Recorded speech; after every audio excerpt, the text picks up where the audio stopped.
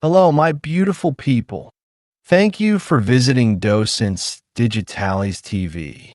In this video, we're going to do the feedback session for the previous video. If this is your first time here, I recommend watching the previous video where we talked about what's inside the Statue of Liberty. Now, let's put your knowledge to the test with some questions. Is the Statue of Liberty made of solid copper?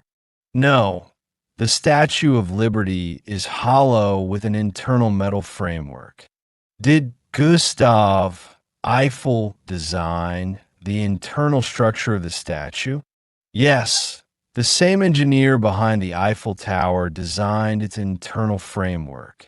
Are there 500 steps to reach the crown of the statue? No, there are 354 steps to reach the crown. Can visitors see through the 25 windows in the statue's crown? Yes, the crown has 25 small windows offering a beautiful view of New York City. Was the pedestal designed by a French architect?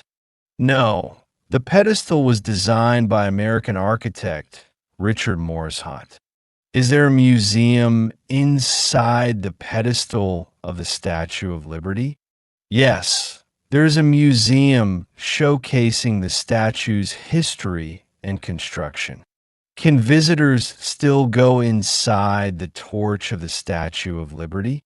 No, the torch has been closed to the public since 1916 due to safety reasons.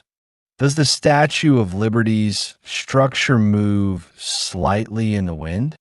Yes. The statue was designed to sway slightly to withstand strong winds. Was the original torch removed and placed in a museum? Yes, the original torch is now displayed in the museum inside the pedestal. Has the Statue of Liberty remained standing for over a century? Yes, thanks to its strong design. The statue has stood for more than 100 years. Remember to watch this video multiple times to reinforce your learning.